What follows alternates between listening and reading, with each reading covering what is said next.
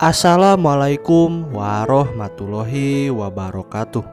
Selamat malam para pecinta cerita horor. Kali ini Story 7 akan membacakan cerita horor yang diangkat dari kisah nyata yang berjudul Hantu Berjenggot Panjang. Selamat mendengarkan.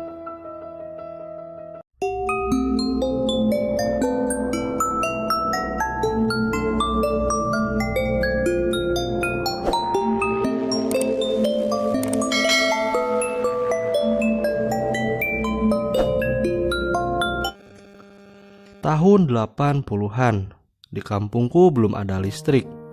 Setiap malam suasana kampungku gelap gulita bagaikan di dalam goa. Sehingga banyak wanita dan anak-anak yang tak berani keluar rumah. Tapi biarpun suasana kampung dalam keadaan gelap, kegiatan masyarakat macam ronda malam tetap digalakan. Karena banyak hewan ternak raib digondol maling. Mbah Adi, sebut saja namanya demikian, harus rela berjalan memutari kampung ketika mendapat jatah ronda. Hal tersebut dilakukan supaya kampung kami jauh dari gangguan maling. Saat ronda, Mbah Adi selalu lewat tempat yang dianggap keramat. Biasanya jika mendapat jatah ronda, Mbah Adi keluar rumah sekitar pukul 8 malam. Lalu Mbah Adi ngumpul bersama teman-temannya yang mendapat jatah ronda yang sama di pos kamling. Untuk mencegah rasa kantuk, Mbah Adi selalu menghabiskan waktunya dengan main kartu di gardu ronda. Di kampungku yang mendapat jatah ronda, muternya harus giliran satu persatu, dan yang belum mendapat jatah keliling harus menunggu di pos ronda. Sekitar jam 1 malam akhirnya Mbah Adi mendapat giliran ronda keliling kampung. Walaupun dengan sedikit rasa kantuk, namun Mbah Adi tetap menjalankan tanggung jawabnya. Dia melewati jalan-jalan yang terjal di kegelapan malam. Karena waktu itu jalan di kampungku belum diaspal sehingga jalannya masih banyak batu-batuannya. Mbah Adi terus berjalan sendirian dan hanya ditemani sebuah lampu senter di tangannya yang ia bawa sebagai penerangan.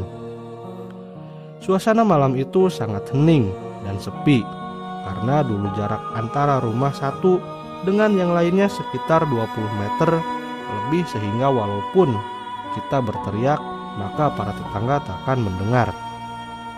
Saat itu perjalanan Mbah Adi sampai di bawah pohon pule yang sangat besar.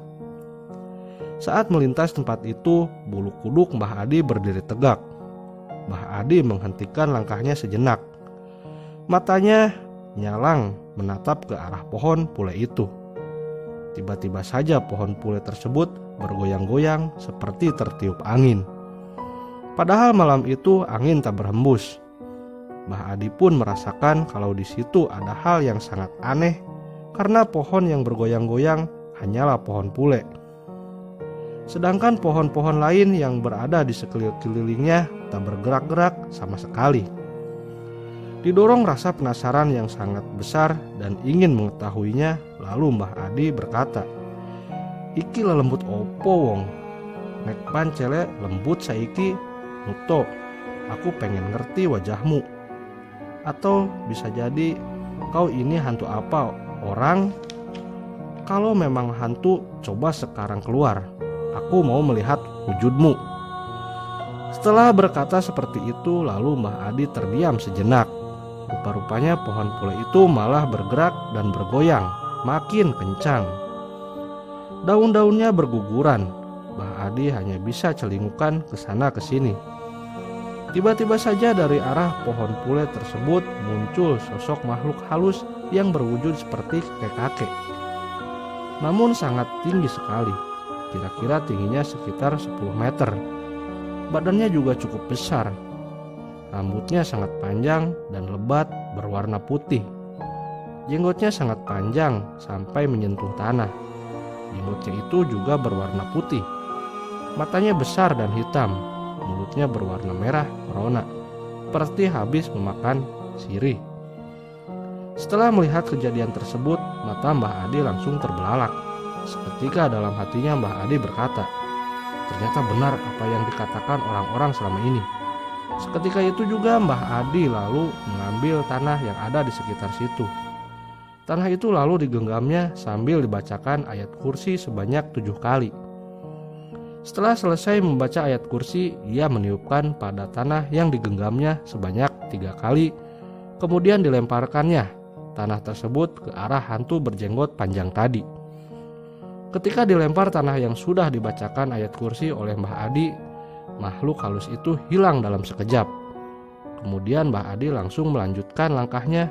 Sesampainya di pos ronda, Mbah Adi tak menceritakan kejadian yang baru saja dialaminya kepada teman-temannya, karena Mbah Adi khawatir teman-temannya tak berani lewat situ. Setelah itu setiap malam Selasa Kliwon dan malam Jumat Kliwon, hantu berjenggot panjang tersebut selalu mengganggu orang yang lewat situ. Sehingga setiap malam Selasa Kliwon ataupun malam Jumat Kliwon, tak ada orang yang berani lewat di dekat pohon pule tersebut. Sampai akhirnya di tempat tersebut didirikan sebuah pondok pesantren. Katanya saat akan didirikan pondok pesantren, para makhluk halus tersebut pindah ke sungai yang terletak di daerah sebelah barat kampungku. Setelah didirikan pondok pesantren, makhluk halus berjenggot panjang tersebut tidak pernah muncul lagi, dan pohon pule yang besar tadi juga sudah ditebang.